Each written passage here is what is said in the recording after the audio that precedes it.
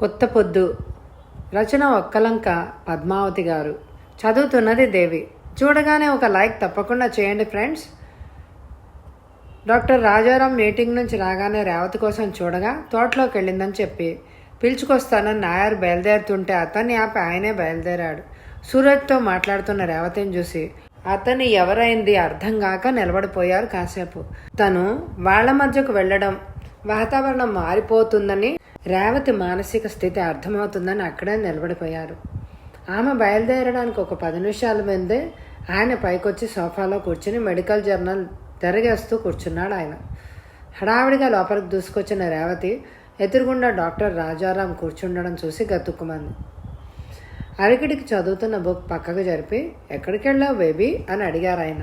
నేను అలా దేవుడు, తోట, కాదు సార్, పువ్వులు. ఓ షిట్, మాటలు ఇట్లా తడబడుతున్నాయి ఏమిటి అని అనుకుంటూ ఆయనకెదురుగా సోఫాలో కూలబడింది అసహనంగా. ఆయన పెద్ద పెట్టుని నవ్వారు. పూలు కోయడానికి తోటకెళ్ళావు అంతే కదా, దీనికోసం అంత తడబాటు ఎందుకు తల్లి? మరి పువ్వులేవి? గొంతుకులో ఏదో అడ్డుపడ్డట్టు అయింది. గుండెల్లో అదిరిపాటు ఎంత అణుచుకుందామన్నా అలవి కావడమే లేదు. అక్కడికి వెళ్ళాక పాపం చెట్టు నుంచి పువ్వుల్ని వేరు చేయబుద్ధి కాలేదు. గంటసార్లు పాడిన పుష్ప విలాపం గుర్తొచ్చింది అని నవ్వింది. అవునా, వెరీ గుడ్.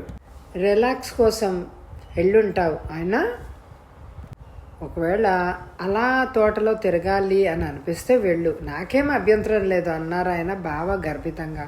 లేదు, నాకు అక్కడ బాగాలేదు అంది వెంటనే. భోంచేద్దామా మరి అన్నాడు వాచి చూసుకుంటూ. నేను రెడీ. ఇవాళ ఎందుకో చాలా ఆకలిగా ఉంది. నాయర్ ఏం కూరలు చేశాడో ఏమిటో అంటూ లేచి చేతులు కడుక్కొని టేబుల్ మీద ప్లేట్స్ సర్దింది. రాజారాం డ్రెస్ చేంజ్ చేసుకోవడానికి లోపలికి వెళ్ళాడు. ఆయన గదిలోకి వెళ్ళడం చూసి రేవతి గబగబా నాయర్ దగ్గరికి వెళ్ళి షేక్ హ్యాండ్ ఇస్తున్నట్టు చేయి పట్టుకొని ఊపింది. థ్యాంక్స్ నాయర్. ఏం చెప్పి మేనేజ్ చేసావు కానీ డాక్టర్ సాబ్ సీరియస్గా లేరు అంది మెల్లగా. అతను పెద్ద భారం తలమించి దిగినట్టు గట్టిగా నెట్టూర్చి, ఇంకెప్పుడు అలా వెళ్ళకండమ్మా, ఆయనకి ఇష్టం లేని పనులు చేయడం నాకు ఇష్టం ఉండదు అన్నాడు.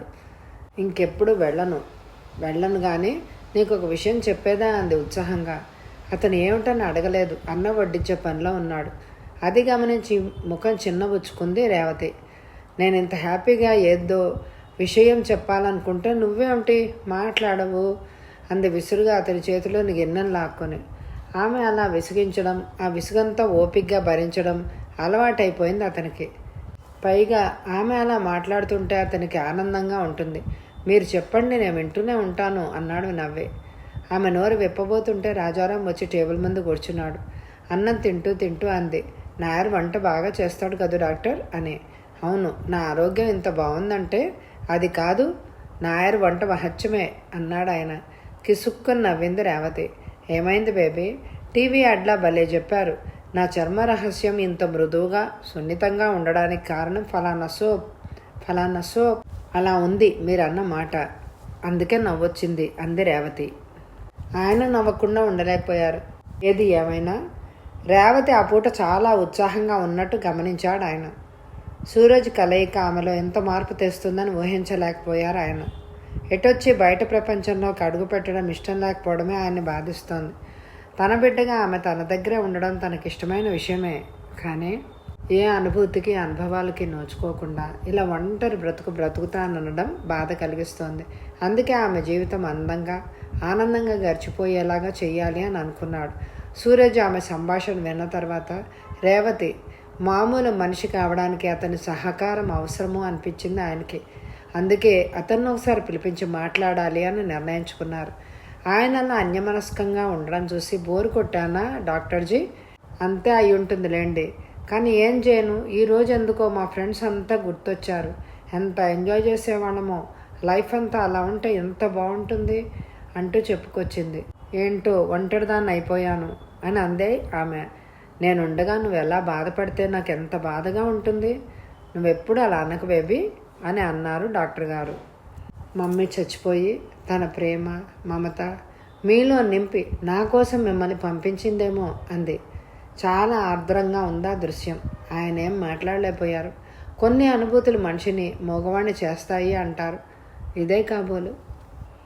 రేవతిని చూసి తన కోరికను ప్రతిఘటించాలి అనే బాధతో భారంగా ఇంట్లో అడుగుపెట్టాడు సూరజ్. స్కూల్ పిల్లల నోట్స్ కరెక్షన్ మార్క్ చేస్తూ ఒక్కో పుస్తకం పక్కన పెడుతున్న సరస్వతి కొడుకు రాకను గమనించలేదు. ఆవిడ హై స్కూల్ టీచర్గా పనిచేస్తోంది. ఆమెది ప్రేమ వివాహం. పెద్దల్ని ఎదిరించి కులాంతర వివాహం చేసుకుంది. కానీ విధి వక్రించి సూరజ్ పుట్టిన 2 ఏళ్లకే ఆమె భర్త యాక్సిడెంట్లో పోవడం, పెద్దల అండదండ ఆదరణ లేకపోయినా చదువుకున్న డిగ్రీతో స్కూల్ టీచర్గా చేరి కొడుక్కి తల్లి తండ్రి అన్నీ తనే పెంచి ఇంజనీరింగ్ చేసింది. స్కూల్లో బెస్ట్ టీచర్గా ఆయనకు పేరుంది. ఒంటరిగా బ్రతికే ఆడదాన్ని చూస్తే ఈ సమాజం ఎంత చులకనో అలా అన్ని రకాల ఒడిదొడుకులు ఆమెను భయపెట్టినా పోరాడింది. ఆమె అందం, యవ్వనం ఎంతోమందిని ఆకర్షించి పెళ్లి చేసుకోవాలని ఆశపడ్డా వాళ్ళని ఆమె తిరస్కరించింది. ఒక బిడ్డ తల్లిని చేసుకున్న తన బిడ్డని సొంత బిడ్డలా ఆదరించే గుణం వాళ్ళలో ఉంటుందో లేదోననే భయం. బాధ్యతగా అర్థం చేసుకుని భాగం పంచుకోగల మనిషి దొరికితే తప్ప సాధ్యం కాదని, అలా సాధ్యంగానే పెళ్ళి అంత అవసరం అని అనిపించలేదు ఆమెకి. కొంతకాలం ఓర్చుకుంటే తన కొడుకి తనకి సెక్యూరిటీ అని అనుకుంటూ ఆమె అతన్ని పెంచింది.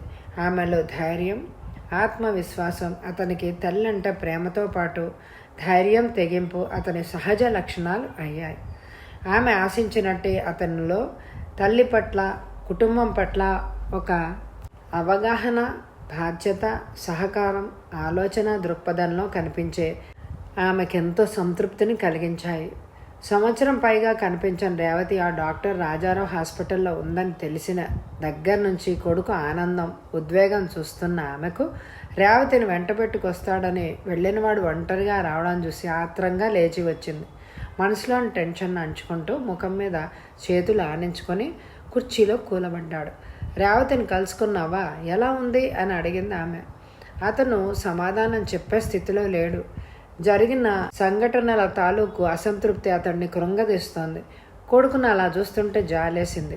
రేవతిని చూడలేకపోవడమో, ఆ పిల్ల అక్కడ లేకపోవడమో జరిగి ఉంటుంది అనుకుందే. అదే అడిగింది అతన్ని. చూశానమ్మా, మాట్లాడాను కూడా అన్నాడు. ఎలా ఉంది? ఆరోగ్యంగా ఉంది కదూ అంది ఆత్రంగా. బాగానే ఉంది, డాక్టర్ కేర్లో ఆరోగ్యంగానే ఉంది. ఆయనకున్న పేరు, వృత్తిలో అనుభవం, పేషెంట్స్ మీద కరుణ ఇవన్నీ అంతకుముందు విన్నాం, ఇప్పుడు చూస్తున్నాం అని అనిపించింది ఆమెను చూస్తే. కానీ గలగలా నవ్వుతూ మాట్లాడే ఇప్పుడెంత స్తబ్దతగా, నిర్లిప్తంగా అయిపోయిందోనమ్మా అన్నాడు కుర్చీలో సర్దుకొని కూర్చుని. లోకం పోకని తెలియని పిల్ల. తన బాధను నలుగురితో పంచుకోవడం చేతగాని వాళ్ళు అలాగే కుమిలిపోతారు. జీవితంలో అనుభవంలోకి వచ్చే కొద్దీ ఆలోచన, అవగాహన విస్తృతం చేసుకుంటూ తమని తాము తీర్చిదిద్దుకోకపోతే బ్రతుకు విషాదమే. వాస్తవంలో సంబంధం ఉన్న ఘర్షణలను చూసి తట్టుకోగల స్థైర్యాన్ని కూడా ఈ కాలం పిల్లలకి నేర్పాలి పెద్దవాళ్ళు. చిన్నప్పటి నుంచి అపురూపంగా పెరిగి ఏ కష్టము తెలియకుండా, ఏ ఆలోచన పెరగనివ్వకుండా చూడబట్టే ఈరోజు నా పిల్ల ఈ స్థితికి వచ్చింది. పోనీలే, రాజారాం గారి ప్రొటెక్షన్లో ఉంది అంటే సంతోషించే విషయమే. ఆ పిల్ల తప్పకుండా కోలుకుంటుంది అని అంది. అతనేమీ వినే స్థితిలోనే లేడు. అతని మనసంతా రేవతి జ్ఞాపకాలతో నిండిపోయింది. కళ్ళు మూసినా తెరిచిన ఆమె రూపమే కనిపిస్తోంది. ఆ తలుపుల్లో ఓ పక్క ఆందోళన, మరో పక్క ఘర్షణ రేగుతున్నాయి. ఏం చెయ్యాలి? ఏం చేస్తే ఆమె మనసు మారుతుంది?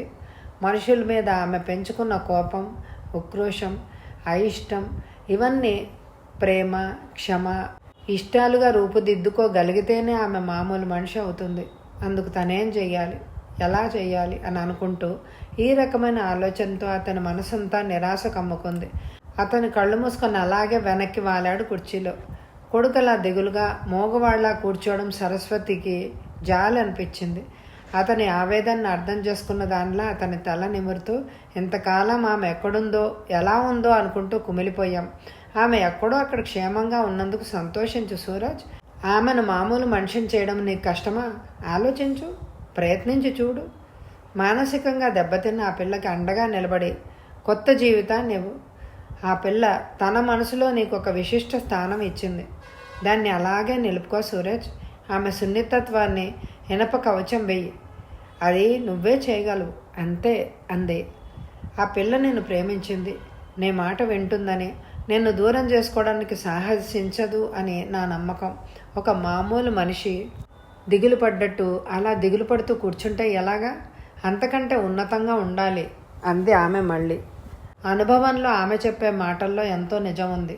రేవతి భవిష్యత్తు కోసం ఆశతో పోరాడదమనే ఆమె ఆలోచన అతనికెంతో స్ఫూర్తినిచ్చింది. అప్పటి వరకు మరుగున పడ్డ ఉత్సాహం ఒక్కసారి మళ్ళీ విరుచుకుని ఉరకలు వేయడం మొదలుపెట్టింది. తల్లికేసి కృతజ్ఞతగా చూశాడు. ఆమె నవ్వింది. సూరజ్ని కలిసిన సంఘటన తాలూకు ప్రభావం తన ముఖంలో ఎక్కడ ప్రతిఫలిస్తుందోనని అప్పటి వరకు జాగ్రత్త పడ్డ రేవతి తన బెడ్రూంలోకి రాగానే నిస్సత్తువుగా పడిపోయింది బెడ్ మీద. ఎంత వద్దనుకున్నా అతని ప్రేమ, అభిమానం, మాట, మనసు ఇవే గుర్తుకొస్తున్నాయి ఆమెకి. తలుచుకున్న కొద్దీ దుఃఖం పొంగుకొస్తోంది ఆమెకు. ఆమె నిద్రాసుఖాన్ని ఇవ్వడం లేదు ఆమెకు ఆ బెడ్రూమ్. కాంపౌండ్లో చెట్లు గాలికి ఊగుతూ వింత వింత శబ్దాలు సృష్టిస్తూ, గాలితో పాటు ఆ శబ్దం కిటికీలోంచి లోపలికి దూసుకొస్తుంటే ఒక్క క్షణం భయంతో వణికిపోయింది రేవతి. లాన్లో కురుస్తున్న వెన్నెల అందం ఆమెకు ఆనందాన్ని ఇవ్వడం లేదు. అర్ధరాత్రి తీతువ అరుపుతో ఉలిక్కిపడి కళ్ళు తెరిచి చూసింది ఆమె. ఆమె మనసుకి శాంతినిచ్చే వెన్నుతట్టే ప్రసన్నంగా ఆమె మీదకి ప్రసరిస్తున్న ఒక వెన్నెల కిరణం. చివ్వున బెడ్ మీద నుంచి లేచి కిటికీలోంచి బయటికి చూస్తే వెన్నెల్లో ఆహ్లాదంగా ఉన్న వాతావరణం. ఈజీ చైర్లో కిటికీ దగ్గరగా జరుపుకొని రిలాక్స్డ్గా వెనక్కి వాలింది. అయినా ఆమె మనసంతా అలజడిగానే ఉంది. గాలికి చెట్లు రెపరెపలాడుతున్నప్పుడల్లా ఆమెలో నిద్రాణంగా ఉన్న జ్ఞాపకాల పొరలు పెళపెళ విరిగిపోతున్నట్టు ఆక్రోశం. గుండెలుగ్గబట్టుకొని శూన్యం కేసి చూస్తుంటే తన కోసం అల్లాడిపోయిన తల్లి కాలి బూడిదైన దుర్భర క్షణం గుర్తొచ్చింది. మూగబోయిన ప్రకృతిని చూస్తూ కుర్చీలో ఏటవాలుగా జారి కనురెప్పలు మూసుకుంది రేవతి. చెదిరిపోయిన గుండెను అదుపులో పెట్టుకుంటూ మండే గుండెల్లో రగులుతున్న జ్ఞాపకాలను అణచివేయలేక ఆ జ్ఞాపకాల అలల్లోకి తొంగి చూసింది. అక్కడ ఎన్నెన్నో దృశ్యాలు ఒక్కటొక్కటిగా విడిపోతున్న అనుభవాల పొరల్లో ఒక్కటొక్కటిగా. ఉదయపు సూర్యుడు తన సూర్యోదయపు సౌందర్యపు స్టేజ్ని దాటి ఇంత తన ప్రతాపాన్ని కూడా లోకానికి చూపించాలని మహా చైతన్యంతో పరిగెడుతున్న సమయానికి ఒక విశాల భవంతిలోంచి బుక్స్ చేతపట్టుకొని బయటకు దూసుకొచ్చింది రేవతి. మమ్మీ, నేను వెళ్తున్నా, బాయ్ అంటూ చున్నీ సరి చేసుకుంటూ కాంపౌండ్ దాటి రోడ్డు మీదకి వచ్చి ఉరుకులు పరుగులతో బస్టాప్కి నడిచింది రేవతి. దూరం నుంచి రేవతిని చూసి, ఏయ్ రేవతి, గుడ్ మార్నింగ్ అంటూ చేతులూపుతూ విష్ చేశారు ఫ్రెండ్స్. రేవతి కూడా చెయ్యూపింది నవ్వుతూ. దాదాపు 20 మంది అమ్మాయిలు ఫుట్పాత్ మీద పోయే ప్రతి కాలేజ్ స్టూడెంట్ని టీజ్ చేస్తూ జోక్స్ వేసుకుంటూ వింత ఆనందాన్ని పొందుతూ సందడిగా ఉన్న వాతావరణం. వాళ్ళంతా Nirmala Devi women's college students. Bus కోసం వెయిట్ చేస్తూ అది వచ్చే లోపల ఎంజాయ్మెంట్ అంతా ఇంత కాదు. ఆ అల్లరి భరించలేక సిటీ బస్ కోసం వెయిట్ చేసే కొంతమంది దూరంగా వెళ్ళి నిలబడ్డారు. ముఖం చిట్లించుకొని నిల్చున్న ఓ తాటగారిని చూసి ఏదో పాటతో టీజ్ చేయడం మొదలుపెట్టారు. ఓ కళ్ళజోడు అమ్మాయి రాగాలు ఎత్తుకొని మొదలెట్టింది కోరస్గా. ఒకటే నవ్వులు. ఇంతలో దూరంగా హసీనా అనే ముస్లిం స్టూడెంట్ రావడం చూసి వాళ్ళ పేరెంట్స్ ఆమెకు ఆ పేరెందుకు పెట్టారో హసీనా హసీనా అంటూ పాట లంఘించుకున్నారు. అలా అల్లరి చేస్తూ హాయిగా ఉంటూ వాళ్ళు కాలేజీకి వెళ్ళారు. అలా వాళ్ళు కేరింతలు కొట్టే సమయంలో మెరుపులాగా ఒక బుల్లెట్ ఆశను రాసుకుంటూ దూసుకుపోయింది. మెరుపుల ఆశని పక్కకి లాగింది రేవతి. లేకపోతే అక్కడ ఒక యాక్సిడెంట్ సీన్ చూడాల్సి వచ్చేది. రేవతి ఆవేశపడిపోతున్న బైక్ వంక చూస్తూ, ఏయ్ యూ స్టూపిడ్ అని అరిచింది. ఆమెను ఆశ వారించింది.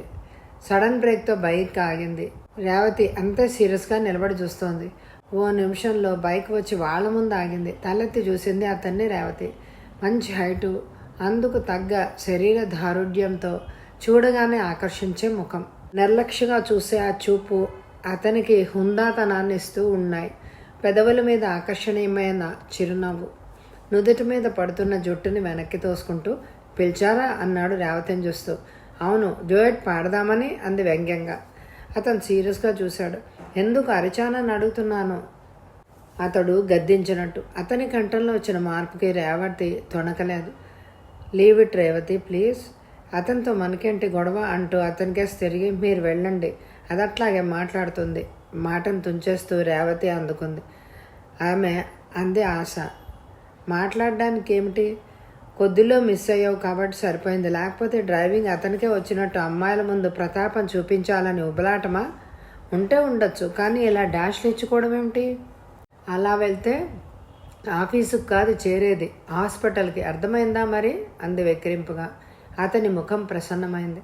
ఆమె అలా కోపంతో ఉక్రోషంతో చిన్న పిల్లలాగా మాట్లాడుతుంటే అతని కోపం ఆవిరైపోయింది. ఆశ వైపు చూసి, ఐఎమ్ సారీ, ఓ పక్క ఆఫీస్కి టైం అయిపోతుంది, ఫ్రీగా వెళ్ళడానికి వీల్లేదు. మీరంతా ఇలా రోడ్డంతా ఆక్రమించుకొని ఎంజాయ్ చేస్తూ ఉంటే యాక్సిడెంట్స్ కాక డ్యూయట్స్కి ఎలా వీలవుతుంది? ఎనీహో మీ ఫ్రెండ్కి చెప్పండి, ఆమె ఓకే అంటే డ్యూయట్స్ పాడడానికి నాకేమీ అభ్యంతరం లేదు, వస్తానే. Once again I'm very very sorry, bye అంటూ రేవతి వంక చూసి భుజాలు ఎగరేసి స్టార్ట్ చేసుకొని వెళ్ళిపోయాడు. ఉక్రోషంతో ఉడికిపోతూ చూసింది అతను వెళ్ళిపోతుంటే. ఏమిటే, నీతో డ్యూయట్ పాడతానంటున్నాడు, తనేమైనా హీరో అనుకుంటున్నాడా? అంది దేవి అనే క్లాస్మేట్. ఏమో, నాకైతే ఏమీ అనిపించడం లేదు అంది రేవతి. ఇంతలో బస్సు వచ్చింది. నాకు అనిపించింది అంటూ అరిచారు మిగతా వాళ్ళు ఆమెను ఉడికించడానికి. అయితే మీకు ఛాన్స్ ఇస్తున్నాను, పోయి పాడుకోండి అంది కోపం నటిస్తూ. వాళ్ళంతా స్పోర్టివ్గా నవ్వేశారు. క్లాస్లో కూర్చున్నాక కొంచెం లేట్గా వచ్చిన సుమిత్ర రేవతి పక్కన కూర్చుంది. Why so late? Boyfriend దగ్గరికి వెళ్ళొస్తున్నావా? ఎంతవరకు వచ్చింది నీ ప్రయాణం అంటూ ఉత్సాహంగా అడిగింది రేవతి. సుమిత్ర సమాధానం చెప్పకుండా ముసిముసిగా నవ్వింది. ఆమెది ప్రయాణం కాదు రేవతి, జస్ట్ సోషల్ మూవింగ్ అంతే, మనమే అపార్థం చేసుకున్నాం అంది సజ్జని. రేవతి, ఆశ తర్వాత అంత బాగా లైక్ చేసేది సజ్జనినే. ఆమెకి ఈ మధ్య అంటే ఒక 6 నెలల క్రితమే పెళ్ళైంది. అప్పుడే పెళ్లి చేసుకుని అమ్మమ్మ కావద్దని రేవతి చాలా గొడవ పెట్టింది.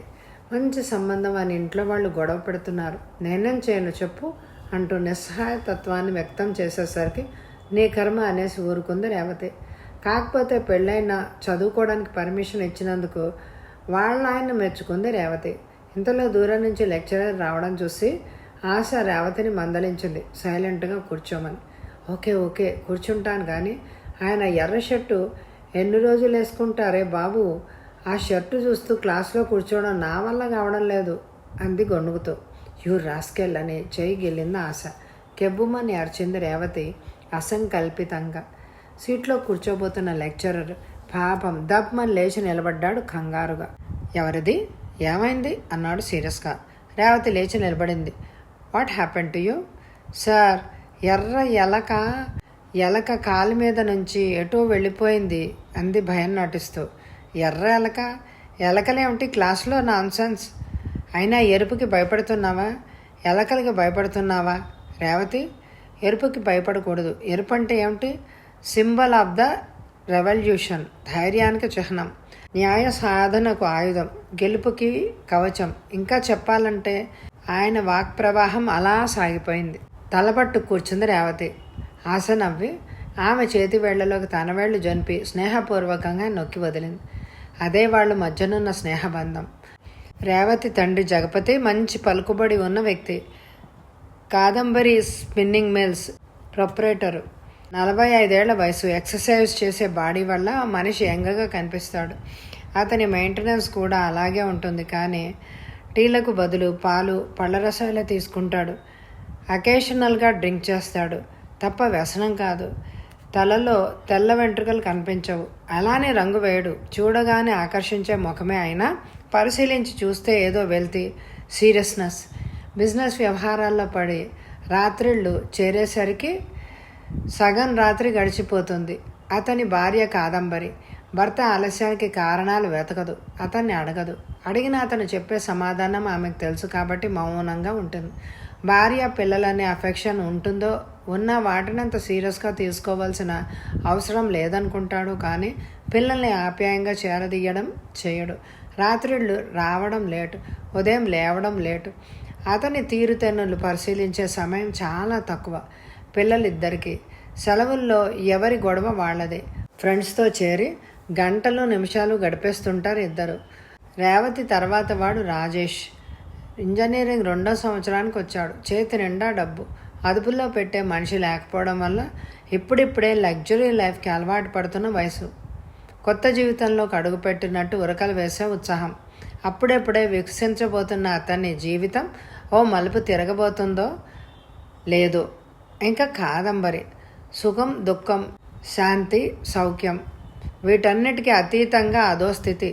అది వైరాగ్యమో వేదాంతమో లోపల ఉడికే లావానో మరేదైనా బాధో అర్థం కాదు. నోరెత్తటం రాని పరమ సాత్వికురాల్లాగా కనిపిస్తుంది కాదంబరి. యాంత్రికంగా గడిపే ఆమె దైనందిన చర్యలో కృత్రిమత్వం కనిపించని అంశం ఒకటే, అది బిడ్డల మీద చూపించే ప్రేమ. తన పిల్లలంటే ఆమెకు ప్రాణం. తన శాంతి, సౌఖ్యం అన్నీ కూడా వాళ్లలో వెతుక్కుంటూ ఉంటుంది. ఆ ఇంట్లో ఏ నిమిషానికి ఏం కావాలన్నా తెచ్చిపడేసే గుమాస్తాలు ఉన్నారు. ఫ్రెండ్స్తో కాలక్షేపం, కాలేజీ, తల్లి ప్రేమ ఇవే తప్ప లోకజ్ఞానం అంతగా తెలిసే అనుభవాలేమీ ఎదురు కాలేదు రేవతికి. మనసులో ఏ మబ్బులు మాయలు లేని నిర్మలత్వం. ఉరుకులు పరుగులతో క్షణం తల్లిని ఊపిరాడనివ్వదు రేవతి. మధ్యలో నవ్వుతూ నవ్విస్తూ వరద గోదారిలాగా తుళ్ళుతూ ఇల్లంతా సందడి చేస్తూ ఉంటుంది. ఆమె ఇంట్లో ఉంటే ఆ ఇల్లు నవ్వుల ఖాని. ఆమెతో స్నేహానికి అందరూ ఇష్టపడతారు. క్షణం నిశ్శబ్దం భరించలేని ఆమెకి జీవితం ఒక నిశ్చల నిర్వేద జీవన సంగీతం. ప్రపంచం ఒక ఆనంద మందిరం. ఆ రోజు కాలేజీ అయిపోయాక రేవతి బయటకు వస్తూ కారు కోసం చూసింది, కానీ కనిపించలేదు. ఫ్రెండ్స్తో కలిసి సరదాగా బస్సులో వెళ్ళడమే ఆమెకి ఇష్టం. కారులో వెళ్తే ఆ ఆనందం, ఉత్సాహం కోల్పోతుందని ఆమె భయం. అందుకే ఉదయం తన ఇష్ట ప్రకారం ఫ్రెండ్స్తో బస్సులోనే వెళ్తుంది. తల్లి మాట ప్రకారం సాయంత్రం మాత్రం కారులో ఇంటికి వస్తుంది. రోజు ఆశని డ్రాప్ చేసి తను వెళ్తుంది. ఒక 10 నిమిషాలు వెయిట్ చేసి ఆశతో కలిసి నడవడం మొదలుపెట్టింది రేవతి. అలా కాస్త దూరం నడిచేసరికి ఎక్కడో దూరం నుంచి కేకలు వినిపించాయి. కేకలంటే కేకలు కాదు, నిస్సహాయ స్థితిలో ఉన్న ఒక అబల తాలూకు ఆర్తనాదం లాంటిది వినిపించింది. వేగంగా అటువైపు పరిగెత్తారు ఇద్దరు, వాళ్లతో పాటు మరికొంతమంది అమ్మాయిలు. ఆ కేక వినిపించిన స్థానానికి వెళ్ళేసరికి 4 స్టూడెంట్స్ రిక్షాలో కూర్చుని ఒక అమ్మాయి భుజం పట్టుకుని కిందకు గుంజుతున్న దృశ్యం కళ్ళబడింది. రేవతి ఆమెను పరిశీలంగా చూస్తూ, ఆశా, మన నళిని, ఆమెనెందుకు అలా హెరాస్ చేస్తున్నారు వాళ్ళు అంది గాబరాగా.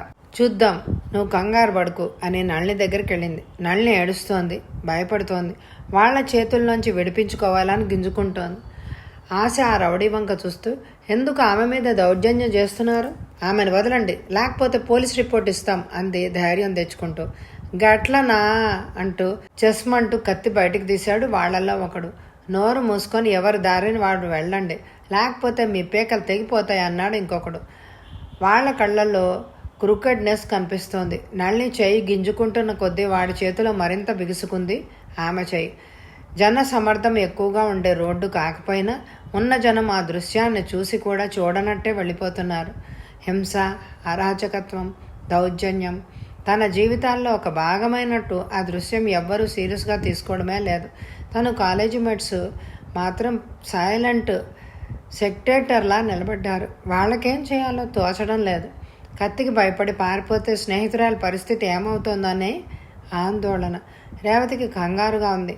ప్రమాదం అని భయపడుతూ కూర్చుంటే ఏదైనా జరగరాంది జరిగిపోతుందేమోనని ఆమె భయం. అదే మాట అంది ఆశతో. నడి రోడ్డు మీద ఓ ఆడపిల్ల దౌర్జన్యం జరుగుతూ ఉంటే జనం ఏమాత్రం చలనం లేనట్టు ఎలా చూస్తున్నారో చూడు. పోలీసుల కన్నా ఫోన్ చేద్దాం పద అంటూ 2 అడుగులు వేశారో లేదో. ఆ మధ్య బస్టాప్లో బైక్ డాష్ ఇచ్చిన యువకుడు రావడం కనిపించింది. చేతులు ఊపింది బైక్ ఆపమంటూ ఆశ. అతను ఆగి, ఏమైంది అన్నాడు బ్రూగటి మడిచి.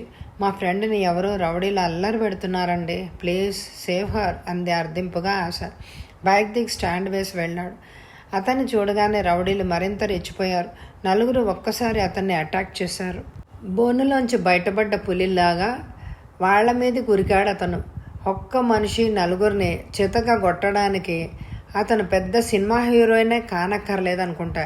ధైర్యం, తెగింపు అనే లక్షణాలుంటే వాళ్ళు చప్పున నిస్సహాయులైపోతారు. ఆ సమయంలో వాళ్ళని ఎదుర్కోవడం పెద్ద కష్టం కాదు. అంతే, క్షణాల్లో వాళ్ళ కళ్ళ ముందు చీకట్లు కమ్మి తల తిరిగినట్టుగా అయింది. ఈలోపు రేవతి పోలీసులకు ఫోన్ చేసి వచ్చింది. నళిని గుడ్ల నీరు కక్కుకుంటూ మెదడు మొద్దుబారిపోయినట్టు నిలబడిపోయింది. ఓ పక్కన భయం వల్ల ఒళ్ళంతా తడిసి ముద్దైపోయింది. ఇంతలో కానిస్టేబుల్స్ వచ్చారు అక్కడికి. రౌడీల్ని వాళ్ల ముందుకి తోసి అతను వెళ్లి బైక్ స్టార్ట్ చేయబోతుండగా అమ్మాయిలంతా అతన్ని చుట్టుముట్టి కృతజ్ఞతల వర్షం కురిపించారు. అప్పటి వరకు దూరంగా నిలబడి ఉన్న జనం అక్కడి నుంచి కదిలారు. మీ పేరు అని అడిగింది ఆశ. సూరజ్ అని నవ్వుతూ చెప్పాడు. రేవతి మాత్రం వాళ్లకు కాస్త వెడంగా నిలబడి అతన్ని చూస్తుంది తప్ప మాట్లాడడమే లేదు. మనసులో అతనికి థ్యాంక్స్ చెప్పాలని ఉన్నా అందరూ అతన్ని పొగుడుతున్నారుగా, తనొక్కతే చెప్పకపోతే వచ్చే నష్టం ఏముందిలే అని అనుకుంది. అతను కళ్ళనీళ్లతో నిలబడిన నళిని చూసి అపరాధం చేసిన వారిలాగా తలంచుకొని నిలబడ్డారెందుకు? ఆడవాళ్ళు అన్యాయాన్ని, దౌర్జన్యాన్ని ఎదుర్కోగలిగే మనస్తత్వాన్ని ఏర్పరచుకోవాలి. ధైర్యం అలవాటు చేసుకోండి, అంతేకాని భయపడకూడదు అన్నాడు నళిని కళ్ళు తుడుచుకుంటూ. ఆ కళ్ళతోనే కృతజ్ఞత చెప్పింది అతనికి. అతను బైక్ స్టార్ట్ చేసుకొని వెళ్ళిపోయాడు. అతను వెళ్తూ ఉంటే మంత్రించిన దానిలాగా అలాగే చూస్తూ నిలబడిపోయింది నళిని. అతను వెళ్ళిపోగానే రేవతి ఆమె భుజం మీద చెయ్యేసి, భయపడ్డావా నళిని అని అడిగింది స్నేహంగా. చాలా భయపడ్డాను. వాళ్ళు 4-5 రోజుల నుంచి నన్ను ఫాలో అవుతుంటే నేను పట్టించుకోలేదు. ఈరోజు వాళ్ళు నా చేయి పుచ్చుకొని వాళ్ళు చెప్పిన చోటికి రాకపోతే బలవంతంగా ఎత్తుకుపోతామని బెదిరించారు. భయంతో రిక్షా ఎక్కేశాను. ఇంటికి పోనిమ్మన్నాను, అంతే. వాళ్ళంతా గొడవ పెట్టుకున్నారు. సమయానికి అతను వచ్చి సేవ్ చేశాడు కాబట్టి సరిపోయింది. లేకపోతే నా జీవితం నాశనం అయిపోయేది. తలుచుకోవడానికే భయం వేస్తోంది రేవతి అని కళ్ళ నీళ్లు పెట్టుకుంది ఆమె. ఆమెను ఓదార్చారు ఫ్రెండ్స్ అంతా చేరి. రేవతి కాలేజీ నుంచి రావడం లేట్ అయ్యేసరికి కంగారుగా ఇంట్లోంచి బయట నుంచి ఇంట్లోకి పచార్లు చేయసాగింది కాదంబరి. అనుకోకుండా కార్ రిపేర్కి వెళ్ళింది. కార్ కోసం వెయిట్ చేస్తూ కూర్చుంటే ఆటోలో వస్తుంటే ఆటోకి ఏదైందో పరిపరి విధాల ఆమె మనసు బాధపడుతోంది. అలా 1 గంట గడిచాక రేవతి ఫ్రెండ్స్కి ఫోన్ చేద్దామని ఫోన్ తీయబోతుండగా అప్పుడు వచ్చింది రేవతి. కూతురికి ఎదురొచ్చి, ఏమైంది ఇంత ఆలస్యమైంది? 2 గంటల నుంచి ఎదురు చూస్తున్నాను. కార్ రిపేర్కి వెళ్ళింది. కాసేపు చూసి ఆటోలో వచ్చేస్తావు కదా, ఎందుకింత లేట్ అయింది అందామె. పుస్తకాలు టీపై మీద పెట్టి కుర్చీలో కూలబడింది రేవతి. ఎక్కడికి వెళ్ళలేదు మమ్మీ, మా కాలేజీ దగ్గర ఒక ఇన్సిడెంట్ జరిగిందంతా వివరించింది తల్లికి. ఈ జనానికి ఎంత ఇర్రెస్పాన్సిబిలిటీ మమ్మీ, ఏదో చోద్యం చూస్తున్నారే తప్ప 10 మంది కలిస్తే ఆ 4 రౌడీలు ఎంతని, మనకెందులే అని నిర్లిప్తంగా కళ్ళెదుట ఒక ఘోరం జరగబోతుంటే కూడా పట్టించుకోవడం లేదు అంది రేవతి. కాదంబరి కూతురు చెప్పేది వింటూ వంటగదిలోంచి టిఫిన్ తెచ్చి రేవతికి చేతికిస్తూ, ఒకరి గురించి ఒకరు పట్టించుకునే రోజులు కావమ్మా ఇవి. మిమ్మల్ని మీరు రక్షించుకోవడం నేర్చుకోవాలి. మీ ప్రవర్తన కూడా అలాగే ఉండాలి మరి అని కూతురు పక్కనే కూర్చుంటూ రేవతి చేతులు కడుక్కొచ్చి టిఫిన్ ప్లేట్లో చేతిలోకి తీసుకుంటూ, ప్రవర్తన అంటే నళిని ప్రవర్తనకి ఏమైంది? పాపం చాలా కామ్ గోయింగ్ అంది. ఎవరో ఒకరిని గురించి కాదమ్మా నేను చెప్పేది. ఈ కాలం పిల్లల సంగతి చెప్పాను. వాళ్ళ వేషధారణ, ప్రవర్తన ఇవన్నీ రెచ్చగొట్టేటట్టు ఉండకూడదు. గాంధీ కలలు కన్న సమాజం కాదు కదా మంది. ఆడపిల్లలు ఒంటరిగా బయటకు వెళ్ళింది అంటే క్షేమంగా ఇల్లు చేరే వరకు భయమే. సమయానికి ఆ అబ్బాయి రాబట్టి సరిపోయింది. కానీ లేకపోతే ఒక ఆడపిల్ల జీవితం ఏమయ్యేది అంటూ నిట్టూర్చింది ఆమె. తనతో పోట్లాటేసుకుని తనని టీజ్ చేసినందుకు కోపంతో మండిపడుతున్న రేవతికి తల్లి అతన్ని పొగడ్డం ఏమాత్రం నచ్చలేదు. తన ఇష్టాన్ని ప్రతిఫలించనివ్వకుండా రాజేష్ ఎక్కడ మమ్మీ అని టాపిక్ మారుస్తూ అంది. గదిలో డాన్స్ ప్రాక్టీస్ చేస్తున్న రాజేష్ అక్క తనని అడగడం విని, ఎక్కడున్నాను సహోదరి, డాన్స్ ప్రాక్టీస్ చేస్తున్నాను అన్నాడు. కాలేజీలో 10th డాన్స్ కాంపిటీషన్స్ ఉన్నాయి. అన్ని రకాల డాన్సులు మిక్స్ చేసి నోరు తిరగని పేరు పెట్టి ఏదో రకం డాన్స్ చేస్తున్నాడు. అతను ఒక ఫోజు కొడుతూ అదే చెప్పాడు. నువ్వు చదవకుండా చేస్తున్న పని ఇదన్నమాట, డాడీకి చెప్తాను చూడు అంది రేవతి. అతను ఆశ్చర్యంగా చూశాడు. డాడీ పదాన్ని స్ట్రెస్ చేస్తూ గట్టిగా నవ్వాడు. ఏంటా వెధవ నవ్వు కోపంగా చూస్తూ అంది రేవతి. వెధవా గిదవా అన్నావంటే కొట్టేస్తాను అన్నాడు. నువ్వు కొడుతూ ఉంటే చూస్తూ ఊరుకుంటానా? ఏం చెయ్యాలో అదే చేస్తాను అంది. ఏం చేస్తావు? చెయ్యి చూస్తాను అంటూ మీదకొస్తుంటే రేవతి నవ్వుతూ వెళ్ళి తల్లి వెనక చేరింది. కాదంబరి అతనికి చెయ్యి అడ్డుపెట్టి 4 చివాట్లు పెట్టింది ఇద్దరిని. నువ్వెప్పుడు అంతే కూతుర్ని వెనకేసుకొస్తావు. ముందు తనే కదా మమ్మీ రెచ్చగొట్టింది. ఇంకోసారి నా జోలికి వస్తే అప్పుడు చెప్తాను అంటూ సీరియస్గా కూర్చున్నాడు. కొడుకు అలా మొహం ముడుచుకొని కూర్చుంటే ఆమెకు జాలేసింది. అతనికి ఏదో ఒకటి సర్ది చెప్పి ఇద్దరి మధ్య సామరస్యం కుదర్చాలనే ఉద్దేశంతో, పోనీలే బాబు, నువ్వు వెళ్ళి రేపు అత్తారింటికి వెళ్ళే పిల్లతో ఎందుకు నీకు గొడవ? అక్క తమ్ముళ్ళ సంబంధం అంటే ఇలా ఉండాలి అని అనుకునేలా ఉండాలి, కానీ 24 గంటలు దెప్పి పొడుచుకుంటూ ఉండకూడదు అంది. ఈ తల్లి ఎప్పుడు ఇంట్లోంచి వెళ్తుందో అప్పుడు కానీ ప్రశాంతత ఉండదు ఇంటికి అని కొనుక్కున్నాడు. నేను అసలు పెళ్ళే చేసుకోనరా, ఇంకా ఇంట్లోంచి వెళ్ళే ప్రసక్తి ఏముంది అంది తమ్ముడిని ఉడికిస్తూ. గాఢంగా నిట్టూర్చింది కాదంబరి. ఈ ఎపిసోడ్కి ఎక్కువ లైకులు ఇవ్వండి. అలాగే వచ్చే ఎపిసోడ్లో సూరజ్ తోటి ఆమె పరిచయం ఎలా ప్రారంభం అవుతుంది, అలాగే రేవతి తల్లి ఎలా మరణిస్తుంది, ఇవన్నీ తెలియాలంటే మరి వచ్చే ఎపిసోడ్లో తప్పకుండా కలుసుకుందాం. ఈ ఎపిసోడ్కి మీ అమూల్యమైన స్పందన కామెంట్ రూపంలో తెలియచేయండి. Thank you very much my dear friends.